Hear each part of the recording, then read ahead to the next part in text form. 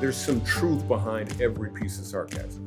Like there's always a little bit of truth there. But even the person who's being hurt by the sarcasm, and I obviously we don't have time to get into it now, but if you ask yourself this question, what is it about what's said that is really bothering you?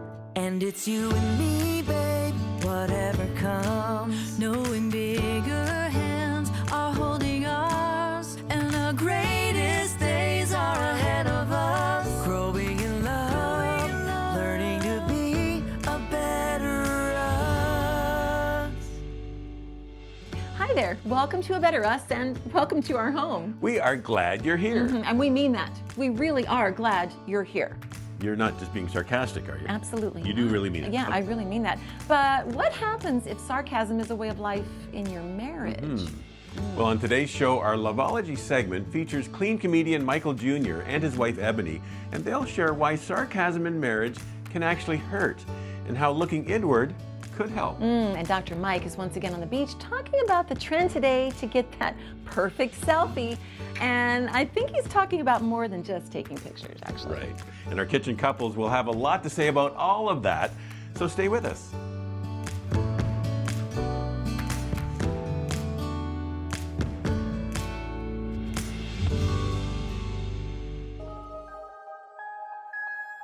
Hey, we've got a question. It involves humor and laughing, except it's a little bit of a double-edged sword here because the spouse is saying, my husband really loves sarcasm and it gets cutting and it kind of hurts my feelings sometimes.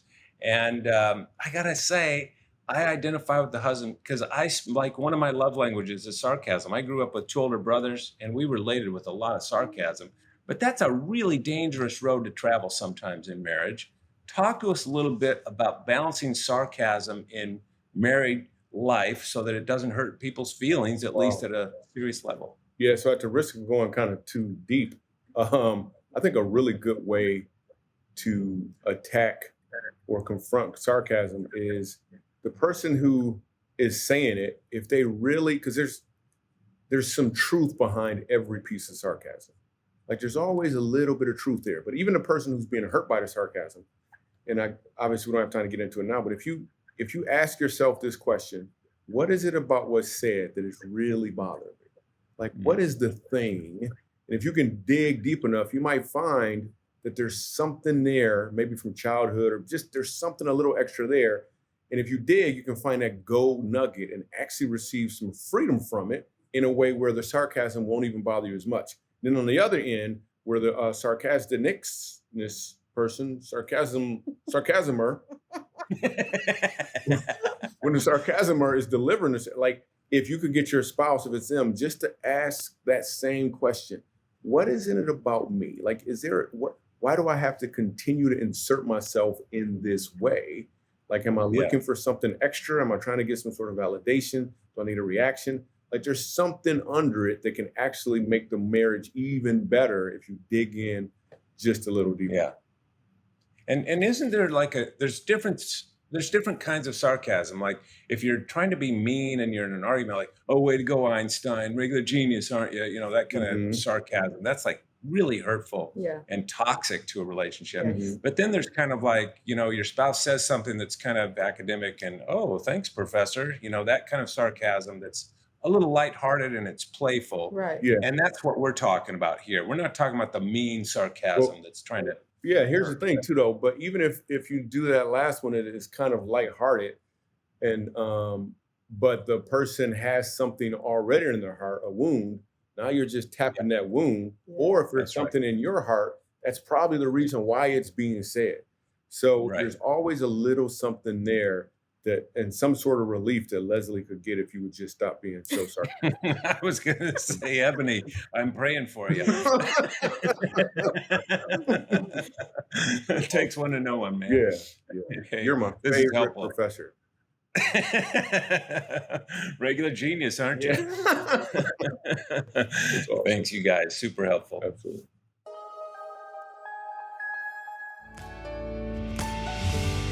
Well, we are in the kitchen with Mike and Diane, with Dan and Danielle. Right. And some great stuff there from Michael Jr. and his wife Ebony. He's a comedian. He is a hilarious one too. If you ever Google Michael Jr., you'll find some good stuff. He is so funny. But sarcasm, you'd think that comedians, they almost live on sarcasm. A lot of their content is just kind of sarcastic stuff, and that's what makes a lot of it funny. You know, and Oscar Wilde, the great humorist, he said this. He said, sarcasm is the lowest form of wit, but the highest form of intelligence. Because, you know, you kind of have to be smart to think up the sarcastic thing, and sometimes think, wow, but the fine line is that can be pretty cutting as well, especially in a marriage relationship. Right? Absolutely. I know, as Les said, you guys, that some people, like sarcasm is their love language. They just like to have that little clever, you know, dig or whatever. Banter, right? Yeah, the banter. And there's nothing wrong with fun banter. I mean, we're all about that. I have a problem when it turns from being clever fun to more of just a hurtful attitude. Yeah. It's just an ongoing way that you relate to people, especially your spouse. Yeah. I don't know. What do you guys think? There's a mean sarcasm and a playful sarcasm, and so many times that playful just kind of slides ever so slightly into that mean territory, and that's where we have to be careful of. Yeah, absolutely. That's good. Yeah. You know, Dan and I come from totally different backgrounds when it comes to humor, our upbringing. So our family, you know, my dad would make fun of himself often and we would join in. And my mom, still to this day, she loves when my sister and I get together and kind of poke fun at all of her little quirks and things like that. That would never happen in the Macaulay home, at least to the level that we did. It was like a love language for us. So early on, I discovered that the things that I meant in love and fun weren't always being received. I don't like. Right. That wasn't. Didn't go That wasn't love language for me at all. And so I had to adjust, and he had to adjust, and then we found our middle where we're both having fun, but no one is getting wounded, as they said. Yeah. Yeah, I like what he said. The interesting idea of like looking within and where is this coming from? What's making you talk that way? He said, does it give you some kind of elevation? So the idea of like you're above whoever it is, picking at their obvious flaws that are so obvious to me and everyone else. But then there's the other side too of looking at myself. Well, why am I so thin-skinned? Why does this thing bug me? And so sarcasm like brings that out. It kind of, I think, just shines a spotlight on both ends of the spectrum. Yeah. Why does this bug me, and why do I feel the need to communicate that way? I think what Michael was really getting to the heart of it. That's good. That's good. You know, while he was getting to the heart of it, when I think about this idea of sarcasm, most of us aren't as funny as we think we are. And so yes, so you can be sarcastic a little bit sometimes, but less is more, right? Okay. And I think, you know, there's a big part of here is you know, why take the risk in this area? Yeah. Okay. If you really want to be funny and self-deprecation works beautifully, right? If you refer to yourself, you talk about yourself, whether it's sarcastic or self-deprecating, people enjoy that. And so they can enjoy it on your own behalf, right? Yeah. And you can create that laughter, but oftentimes too much sarcasm. I mean, Michael Jr. is funny, right? And so it's easy for him, and so he can talk about you can look into yourself and see what it is, and because he's funny, he's funny all the time. And but for most of us, I think very measured in this aspect, right? That's Don't be afraid to have fun, but very measured. Yeah. And you know what? People who, to pick up your point, Mike, people who think they're clever with their sarcastic remarks aren't always as clever to other people listening. In fact, if they kind of make it a habit of responding that way to others, it could become really uncomfortable to be in their presence because you feel bad for the person they're talking to. I know we were around some people in a group of people, and the wife made a comment, and she was asking an honest question, And the husband just turned at her and looked at her like she was so, dumb. It's like, really? So and I know what he says, some sarcastic remark. And I felt so bad for the wife. I thought she honestly was asking a question, but you turned it around because the way you answered her made you look really smart and clever, but it made her feel little and small. And so in marriage especially, I think we have to be really There's a careful. verse in Proverbs 26 that kind of relates to all of this, and it says, like a madman who throws firebrands, arrows, and death is the man who deceives his neighbor and says, oh, I'm only joking. Yes. Yes. Right? That is like kids say that, to avoid getting in trouble if they're making fun of something. Right. Oh, I was only joking. Yep. But jokes still hurt and still hit the heart. Yeah. Well, the Greek root, at the risk of bringing up the Greek of sarcasm, the word sarx, it means flesh, and so it talks of ripping into one's flesh, which sounds that could be pretty cutting, when you literally. But the kind of the paradox is that it can hurt, but you're kind of laughing a bit because people are around maybe. But it's also hurting at the same time. So the laugh hurt, paradox is, it can be painful. And I think a couple needs to have a good enough relationship, healthy enough, that it's a safe place to bring up the hurt to your spouse. You say, you know what, honey, when you said that, I know you were joking, but it kind of hurt me.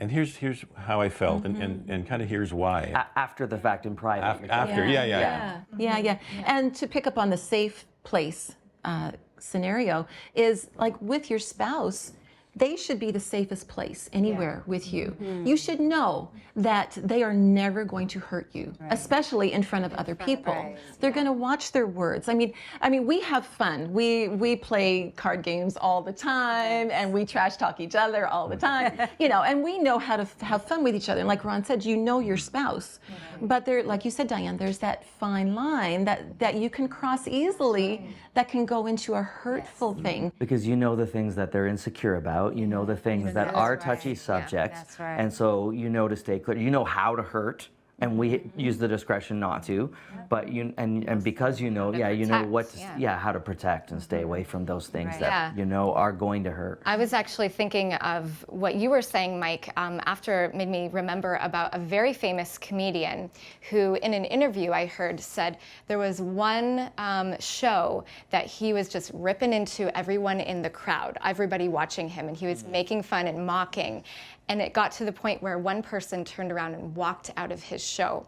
And he said, after that point, I will never make any one of my fans feel that way again. I'm going to be self-deprecating. And that is actually when he rose to fame and became more successful. Right. And so I think that's how we can have success in our marriage. We don't need to pick on each other.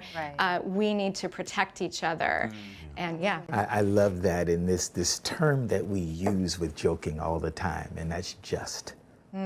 I was just joking, and really we'll find out that our partner many times is just joking. it's not. Yeah, so we say just choking in that respect, right? So just we need to maybe remove from our vocabulary as well. All right, this has been great, guys. Hey, we should get a TV show. No. Is that sarcastic? I don't know. Anyway. Maybe call it a better us. I don't know. Sounds good to me. Stay with us. More to come. Yeah. Very good. It's so easy when we get caught in that social media world to allow the voices in that world to bring us down. That's right.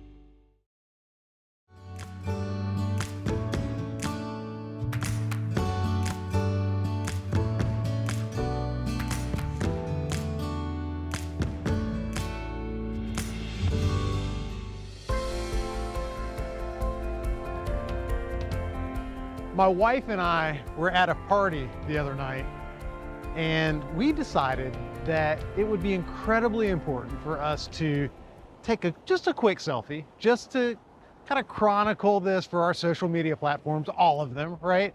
So there we sat in the corner of the room, and we're snapping all these pictures, you know, like click, click, click, click from every angle, and we're trying different smiles, and it's just a ridiculous scene, actually. And, you know, the truth is that we took maybe 10, 15 pictures of ourselves, just trying to find the right one that maybe we could just put out there and be okay with. And if I'm honest, I'm absolutely not looking at my wife first when I look at those pictures to examine them. What am I looking at? Numero uno, man, right? We always look at ourselves first. How do I look? Am I okay? Is this good? Every time. And so it hit me at some point after the party as I saw all these little likes coming through, you know, on Facebook. Like, oh, great, like. Man, how crazy is this whole process? My wife and I could have spent an extra, even if it was 5 minutes, hanging out with our friends, enjoying them, but instead it seemed appropriate in the moment to try to capture the perfect moment that we could project out to the world of this awesome little marriage that we've got so that people could like it. It's almost funny to talk about. So if you're with me and we want to quit living for likes and live more authentically online, how do we do that? Number one, post with a purpose. Post with a purpose.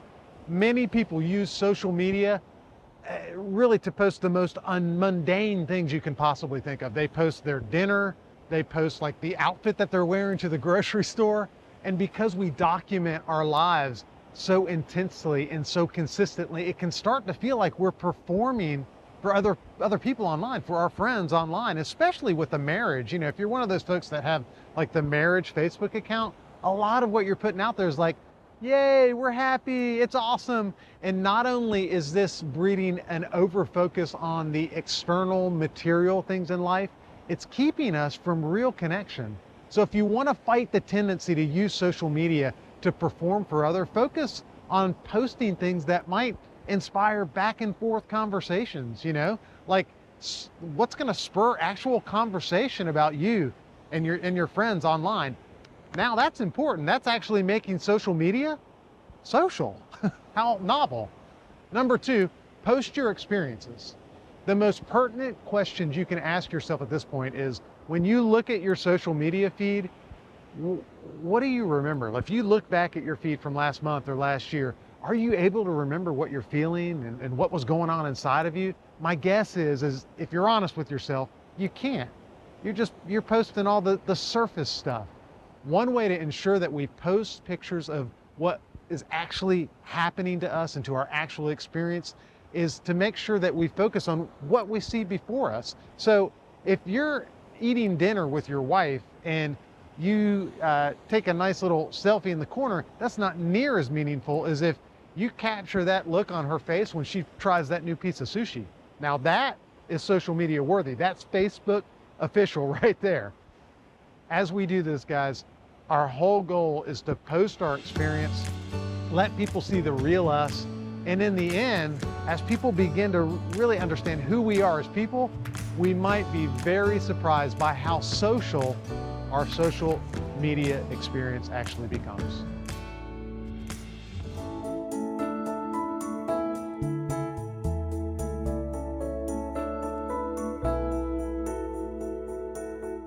Well, we are here with Just Us Girls. It's just the girls from A Better Us.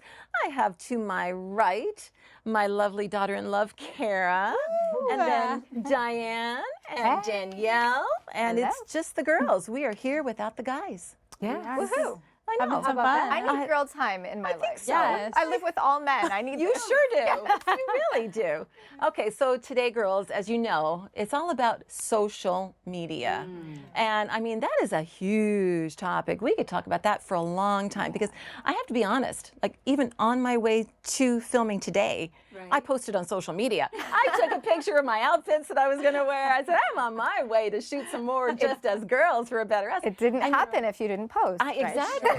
But it's so ingrained in our lives, isn't it? Our connection to social media. It is. I like when Dr. Mike said, it's like we are performing for the social media audience. And it's so true. It's true. Because it's like we're putting on a show because we want them to see everything we're doing, and and sometimes it's overwhelming.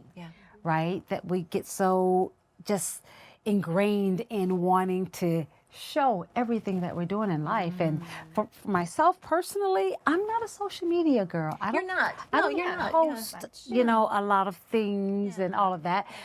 Pretty much because I don't have the time to do that, Little right? busy. And I'm glad, right? So, every now and then I'll get into it, but I kind of stay away from it a little bit. You're right, it does suck up our lives, doesn't it? So thank you, Dr. Mike, don't you girls just love Dr. Mike? I know, I love him. Let's just all go down and my have favorite. a party on the beach. On the beach, with Dr. right? Mike. Okay, you do know he's my cousin. Yes. Dr. Mike Ronces Valley, he's my first cousin. He is an amazing clinical psychologist with years of experience. But so he knows what he's talking about. Well, road trip to see Dr. Mike. Hey, there you go. Florida bound. After this Here we taping, go. yes, but I think he's wise, he's practical, and this is a real life modern subject that husbands and wives deal with because we're all on social media. And the thing that really, kind of just hit me square between the eyes when he said it was that we always check on ourselves first. When we post something or see a photo, we're checking out for ourselves first. And something just spoke to me. Danielle, you can't be like that in real life. Like we need, as husbands and wives, to be checking in on each other first and making sure we're okay. And that's what Philippians says. Do nothing out of selfish ambition or vain conceit. Social media, selfies. That's a big ouch. Preach. But consider each other better than yourselves. And so if I'm looking out for him and he's looking out for me, then we're both going to be okay. So who knew we could learn about selflessness with talking about selfies? Also, That's good. That was good. I like that. and when posting too, I love that he talked about posting with purpose because so often with the vain we can be like, look at us, so we're on the beach or we're eating ice cream or like showing off our lives to make it look like it's this incredible picture of fun and connectedness and most of the time, honestly, it's just a facade. And it's so easy to capture one moment and act like that is our whole life when really people don't see like the authentic parts of our lives, what it took to get to this point in our lives. We just give them like a look how happy we are, but they didn't know that maybe we struggled with A, B, and C, and we had to conquer some things before we could get here. And so I think posting with a purpose is so important because you can reach so many different people and then they know, okay, it's not just me. And we are the most connected yet disconnected society ever because we only show these glimpse of our lives and normally it's very, very happy and nobody wants to show the realness of who they are. And so I love that he said post with a purpose. Let people know that life always isn't this pretty picture, but give people hope that they can get through things, that things aren't always as pretty as they seem on social media. That is so true. So many people have a collection of photos that they just wait to post. Yes. They'll post something that happened last year and you think, oh wow, they're living their best life today. No, that was last year. Today they're in the bed sick, right? It's like, so like you said, it's a facade. Like we buy into that facade. So we have to be very careful. And what happens is it can bubble up envy in our hearts and looking at other couples and, oh, they're out on, hashtag date night or whatever it is. And really, when I go out and share with women, I talk a lot about envy.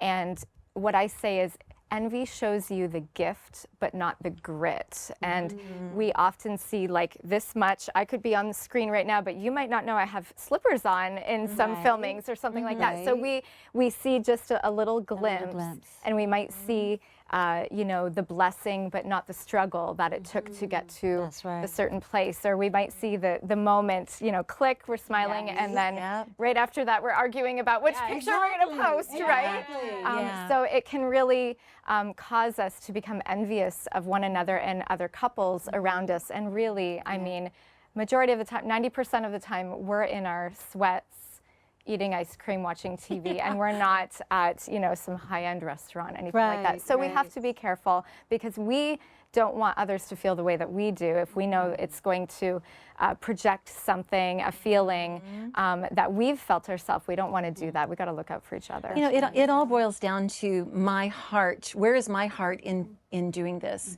in putting these pictures and putting these posts up? A number of years ago, you might remember I hosted a women's talk show called Full Circle. Full Circle, yeah. That went on for 6 years. But when we first had the idea for Full Circle, and I was really praying through, God, what do you want us to do through this show? There was a scripture that the Lord brought to me that I really felt was good to base the whole idea, concept of the show on. And it's a good idea to keep the scripture in mind when we're looking at what we do with social media. And it's a scripture verse found in Romans chapter 12, verses 1 and 2, and it's in the Message translation. And this is what we based the talk show Full Circle on, which I think we can incorporate into our own lives now. It says, don't become so well adjusted to your culture that you fit into it without even thinking. Instead, fix your attention on God. You'll be changed from the inside out. Readily recognize what He wants from you, and quickly respond to it. Unlike the culture around you, always dragging you down to its level of immaturity, God brings the best out of you, develops well-formed maturity in you. Wow, that's perfect. Isn't that good? Because we don't want to, because it's so easy when we get caught in that social media world to allow the voices in that world to bring us down. That's right. Or just a distraction. You know, I can think of, we were at a concert recently and we're watching someone that we were so excited to see, and I was looking out through the crowd and everyone's just holding their phone up and looking through their phone because they wanted to video, no doubt, to put it on their social media, you know, their Insta stories or whatever it is, and they're missing Sometimes the have to moment. take in the moment. They're missing. So how much are we missing together in our lives with our spouse, with our kids, that we're just not going to get back because we were too distracted? That's right. Yeah. That's a good Very point. good point. So watch our hearts and make sure we're living in the moment. Yes. Good stuff. Thanks, girls. Well, you stay with us because there will be more moments to come right after this.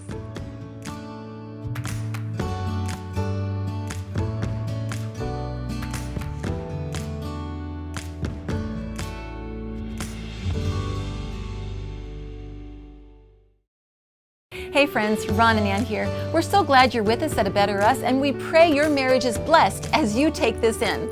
Be sure and hit that subscribe button if you haven't already, and enjoy this video.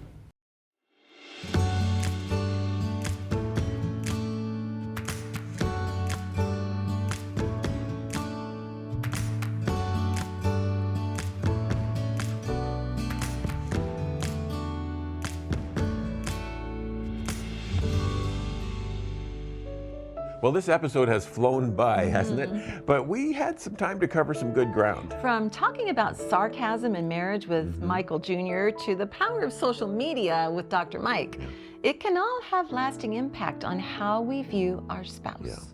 That sarcasm trap is so easy to fall into, isn't it? Thinking that you're looking pretty clever with your comebacks, but in reality, your cleverness might be actually causing pain to the most important person in your world. Yeah. And social media, we have to deliberately choose how we use it. You know, there's a lot of wisdom in the saying, don't use social media to impress people, use it to impact people. Right. And looking at how both of today's topics impact our marriage is crucial. Right. Maybe in your marriage, the damage has already been done and you're trying to figure out how to begin the healing process. May we suggest that you begin with yourself. The psalmist David humbly asked God to create in him a pure heart, filled with clean thoughts and right desires. That kind of prayer is an invitation to God's loving, healing, powerful presence. And as you begin a relationship with Him, all of your relationships will then benefit. Right. The phone number on your screen is our prayer line. If you'd like to talk with someone about what this all means and to receive prayer, please give us a call. And also check out the resources on our website at abetterus.tv. Well, thanks again for stopping by.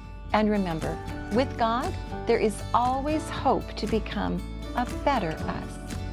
Hey friends, we really hope you're enjoying the marriage conversations here with A Better Us on our YouTube channel. We have hundreds of more helpful marriage videos designed to give you hope and tools to make your marriage better. And you can see just a few options we think you might like here and here. Enjoy. Oh, and make sure you subscribe by clicking here so you don't miss out on all the great marriage help we have coming your way soon.